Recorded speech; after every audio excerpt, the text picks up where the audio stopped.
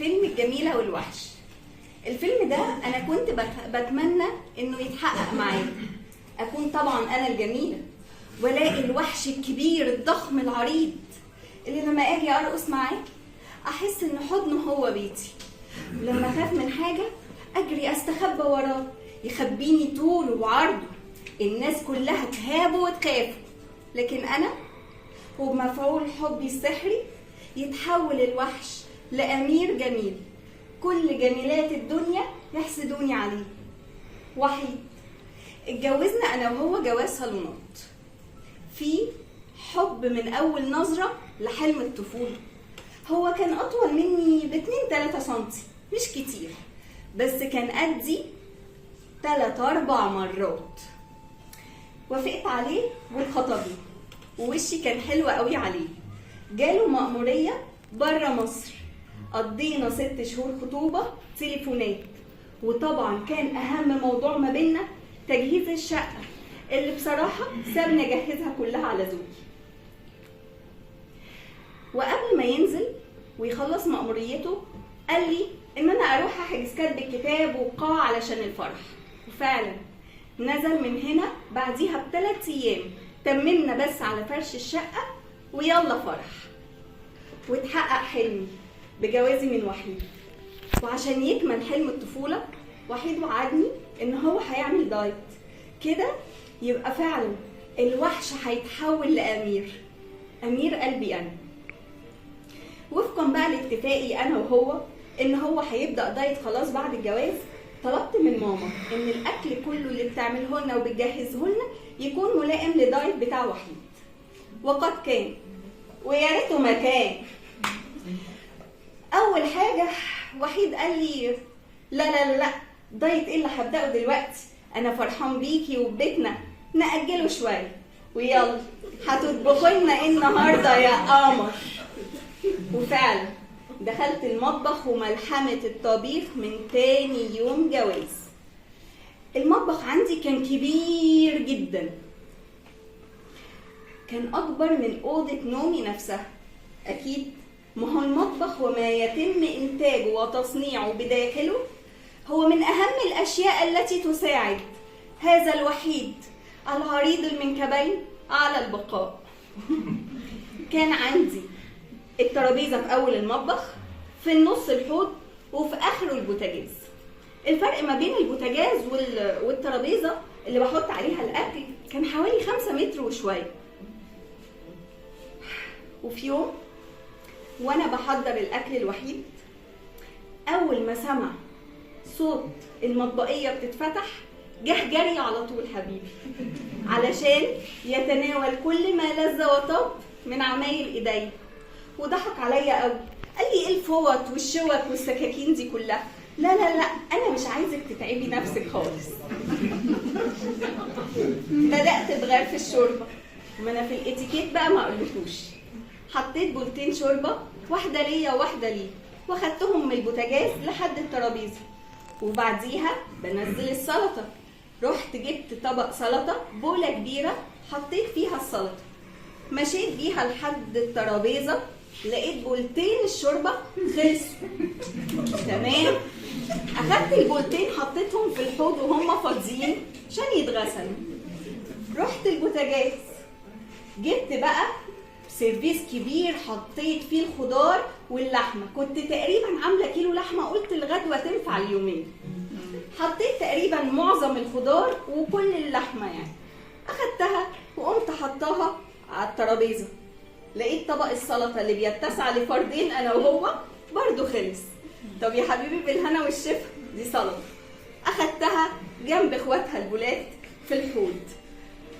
رحت بعد كده جبت طبقين رز، طبق ليا وطبق ليه. وانا رايحه لقيت طبق الخضار الكبير اللي مليان لحمه خلص. لا كده ما ينفعش، رجعت تاني بطبقين الرز على الرخامه اللي جنب البوتاجاز. ورحت جبت البولة الخضار الكبيرة اللي انا مش عارفة هحط فيها ايه، حطيت لقيت قطعة لحمة واحدة بس اللي باقي، حطيتها وحطيت شوية الخضار اللي في قعر الحل. بقى عندي مشكلة، هو انا همشي ازاي ب3 اطباق؟ بولة كبيرة اللي فيها الخضار وبولتين الرز. مسكت دي في ايد والطبقين الرز في الايد التانية، وامشي على السلك ولا اجدع بالياتشو على السيرك في السيرك. ورحت الحمد لله وصلت الترابيزه، حطيت الحاجه كلها، واول حاجه عملتها اخدت قطعه اللحمه الوحيده في طبق الرز بتاعي. لسه اول معلقه تاني معلقه لقيت في معلقه بتتمد، بولة الخضار التانية خلصت، طبق الرز بتاعه خلص، بيمد ايده عشان ياخد حته اللحمه بتاعتي. هو اكل 900 جرام لحمه وانا بقى 100 جرام. سيبها لي، شديت منه الطبق قلت له لا مش هتنازل عنها. وقتها قلت يا ريتني كنت ركزت في الفيلم واعرف الوحش بياكل ازاي. مش مهم، ما تعتنيش ابدا حياتك. المهم ان انا لسه بستخبى وراه، كل ما حد يخوفني طوله وعرضه يخبيني. بس قررت الايام والمواقف، فطار غدا عشاء بلحق على اكلي. بصراحه هو عمل حاجات اغرب بكتير قوي مما كنت اتوقع، وما حصلتش ابدا من الوحش انا متاكده. وحيد كان بيمد ايده على اي حاجه معديه قدامه وهوب على بقه، هوب على بقه. ازازه مضاد حيوي اخدت منها شويه وبعدين حسيت ان انا بقيت كويسه، قام واخدها طق طق طق طق. ايه ده؟ شريط برشام باقي منه 4 برشامات، طق طق طق، ال4 على بقه، ما بيموتش وما بيحصلوش حاجه. اتاري هو فاهم ان دي الوقايه خير من العلاج وحرام نرمي حاجه، طبعا براحته. في الوقت ده بقى انا ماما كانت بتزن عليا يلا تعالوا اتغدوا عندنا، تعالوا اتغدوا عندنا. انا طبعا نتغدى ايه؟ احنا كل اللي بيحصل ده ما بيننا احنا الاثنين، ما بين 4 حيطاننا وسقفنا، هطلع الفضايح دي بره عند اهلي ازاي؟ فكنت بتحجج لها بقى، اصل وحيد تعبان، اصل اصحابي جايين، اصل حماتي عزماني، اصل لحد ما ماما اتصلت بيه هو، طبعا وافق. ما بقيتش عارفه اعمل ايه، هتفضح فعلا في العيله. قمت عملت حيله صغيره كده، وحيد ايه رايك تيجي تتغدى الاول وبعدين ننزل نروح عند ماما تكمل هناك؟ وافق طبعا، واتغدى الحمد لله وشبع، ونزلنا طول الطريق وانا بتكلم عن آداب الطعام في الاسلام.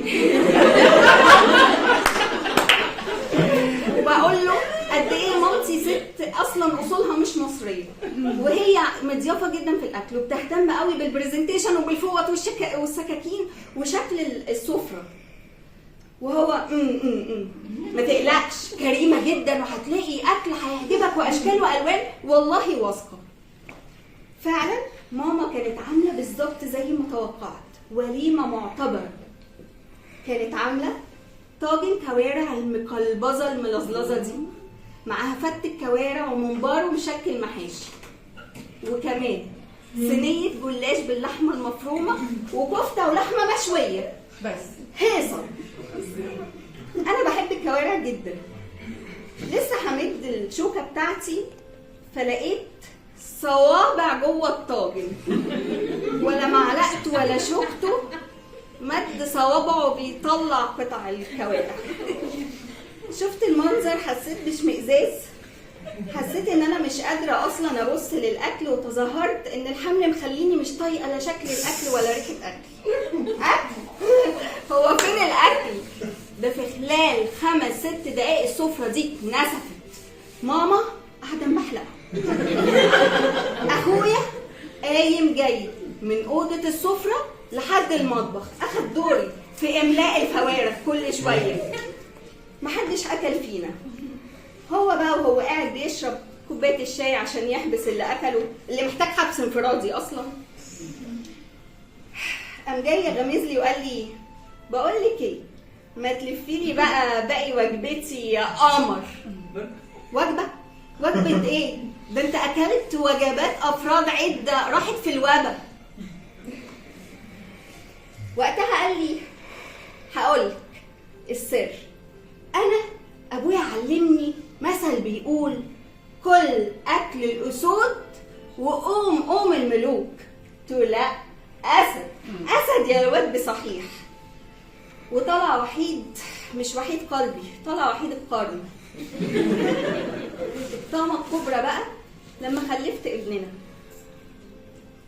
ما سلمش منه ببرونة اللبن الصناعي اللي طعمه اصلا لا يطاق، بقيتها على بقه، نفس المضاد الحيوي، نفس الادويه، كل حاجه على بقه، حتى اللي بوس قلت له لا ده ما ينفعش.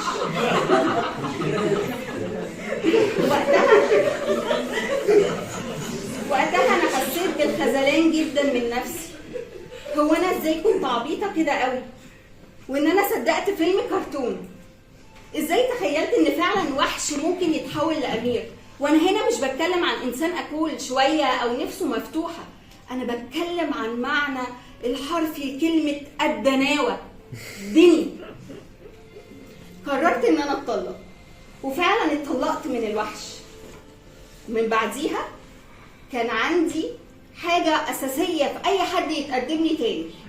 اي عريس ناوي يتقدم لي، اول سؤال هساله له، بقول لك ايه، تعرف المثل اللي بيقول كل اكل الملوك، كل اكل الاسود وقوم الملوك؟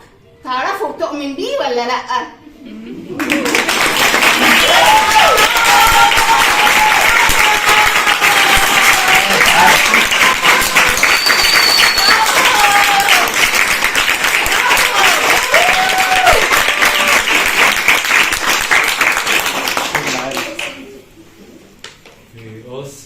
بعيد ولا في الأحلام ساكنة أميرة عمري الجاي، وأنا من تفكيري لا بعرف أنام، نفسي أعرف بس أوصل له إزاي.